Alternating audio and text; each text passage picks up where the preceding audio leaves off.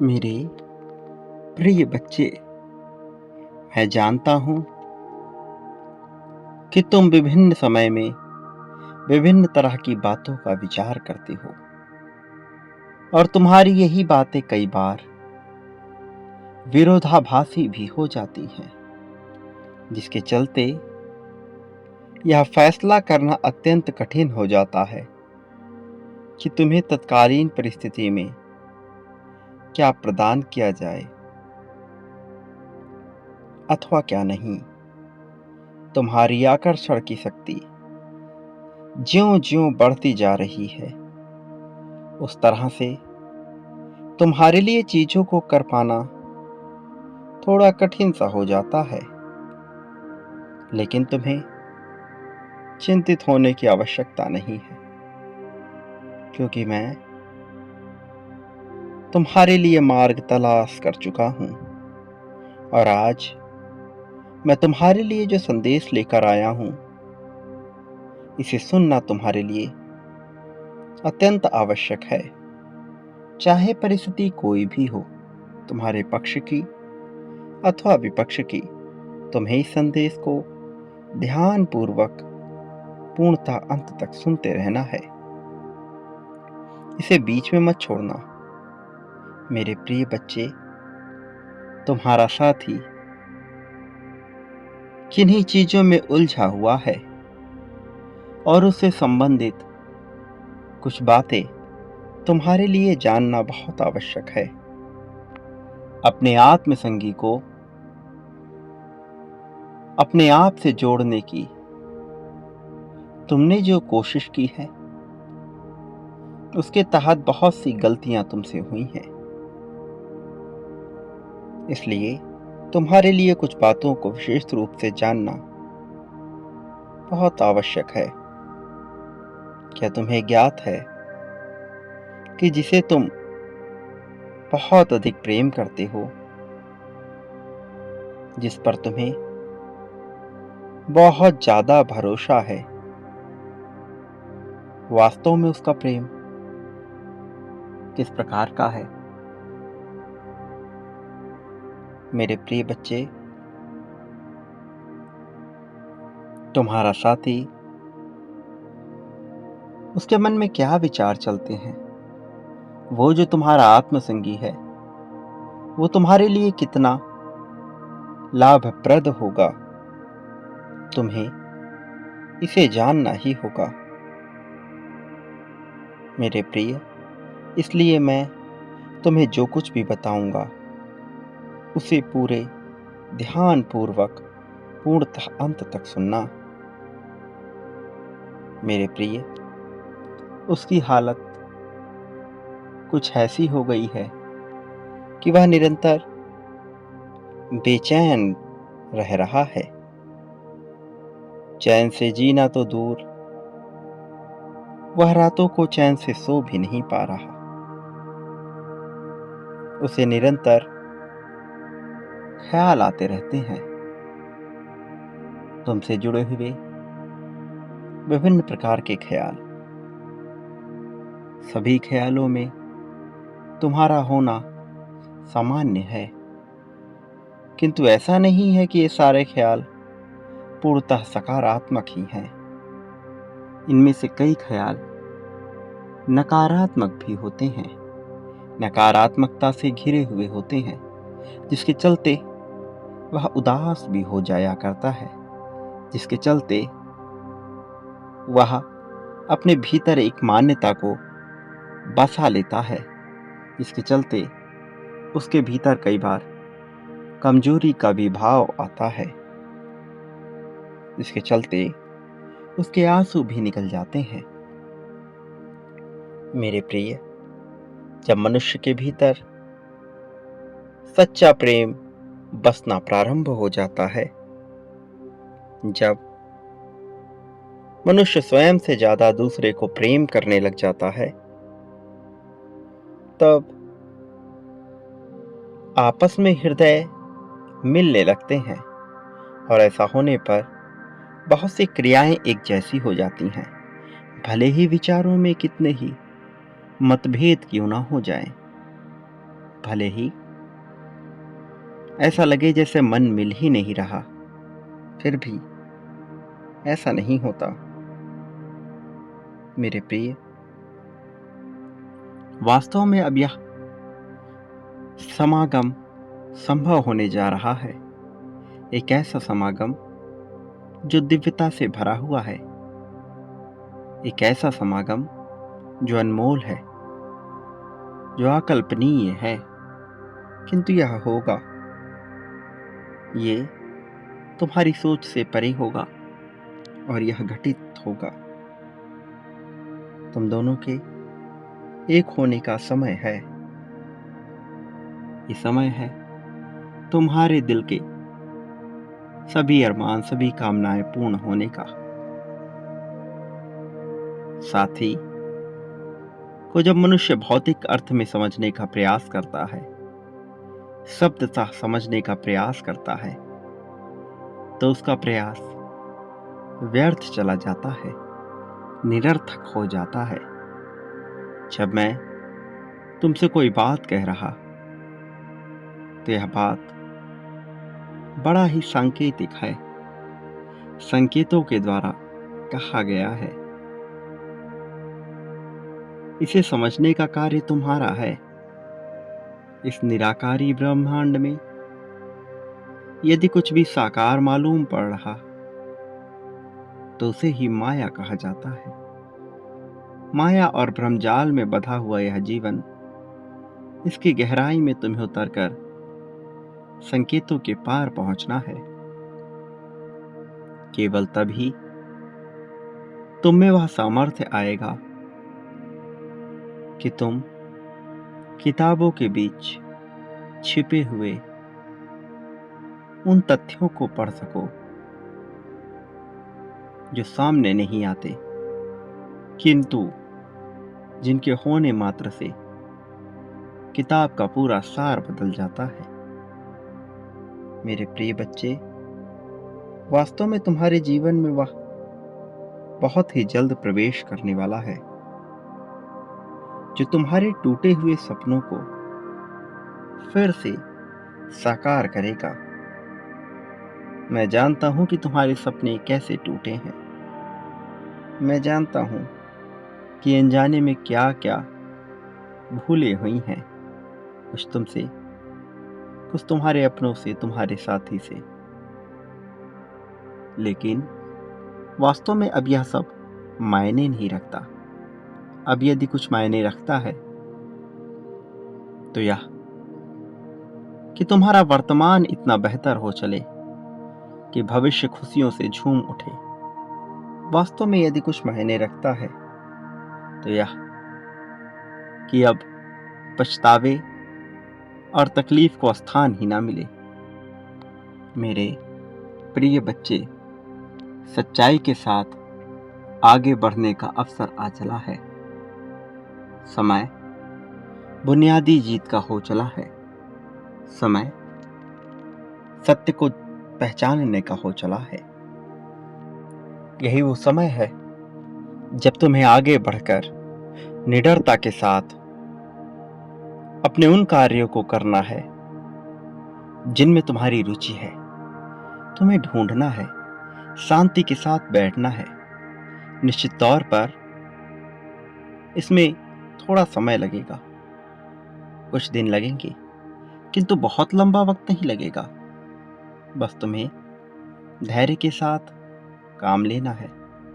फिर देखो कैसे तुम्हारे समक्ष सारे रास्ते नजर आने लगेंगे, कैसे तुम जीत को पाने लगोगे, कैसे एक दिन तुम्हारे चेहरे पे ऐसी मुस्कान होगी जैसे समस्त संसार की विजय तुमने उसी क्षण में कर ली।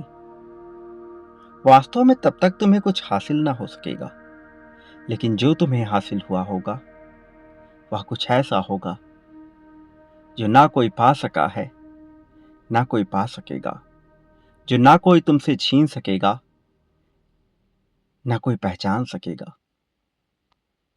वो तुम्हारा मुझसे मिल जाने का एक क्रम होगा, परमात्मा में विलीन हो जाने का तुम्हारा वो क्षण होगा। दिव्य बातों से, दिव्य ऊर्जा को महसूस करने का तुम्हारा वो समय तुमसे दूर नहीं है। प्रिय बच्चे, तुम्हारी जीत तुमसे दूर नहीं है। इस समय एक मुस्कान की लहर है। इस समय वास्तव में खुशी की एक बौछार निकली है। ये महसूस होगी तुम्हें अपने आसपास। देखने का नजरिया अलग होगा, किंतु ये होगा अवश्य। मेरे प्रिय बच्चे, व्यर्थ चिंता करना छोड़ दो। मेरे होते हुए यदि तुम व्यर्थ चिंता कर रहे, तो तुम्हारा ये संदेह बहुत नीचे ले जा सकता है, और मैं नहीं चाहता ऐसा हो। मैं ऐसा होने भी नहीं दूंगा। प्रिय बच्चे, वो जो तुम्हें भूल रहे हैं, वो तुम्हें भूल ना सकेंगे। लेकिन जब तुम ही खुद को भूल बैठे हो और खुद की क्षमता को जाने बिना खुद को कमजोर मान बैठे हो, तो भला ये संसार सहायता कैसे करेगा? तुम्हें फरिश्तों को ढूंढना नहीं है, लेकिन जब तुम उन्हें ढूंढने का प्रयास करोगे, वो तुम्हारे समक्ष नहीं आएंगे। तुम निश्चिंत होकर, निडर होकर, स्वतंत्रता पूर्वक अपना जीवन जियो, बिना ये चाह किए कि कोई फरिश्ता, कोई देवता तुम्हारे पास आए, बिना ये चाह किए कि ये एक दिन छप्पर फाड़ वर्षा हो जाए तुम पर, बिना इसकी परवाह किए कोई तुमसे क्या चाहता है। तुम स्वतंत्र मुक्त होकर जीवन जियो।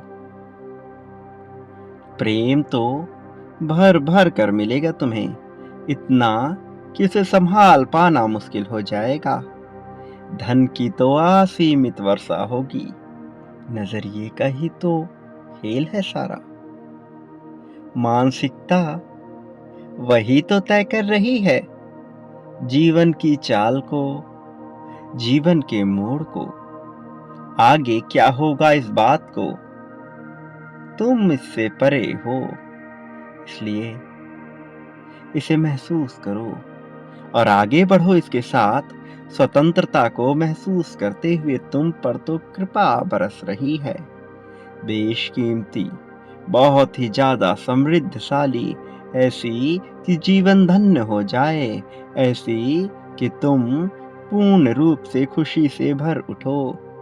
ये समय है अपनों को पहचानने का, अपनों की गलतियों को माफ करने का, छोटी छोटी बातों को नजरअंदाज करने का। तुमसे कुछ भूल हुई, तुम क्षमा करके आगे बढ़ो। प्रिय बच्चे, तुम में दैवीय गुण है, उनमें नहीं।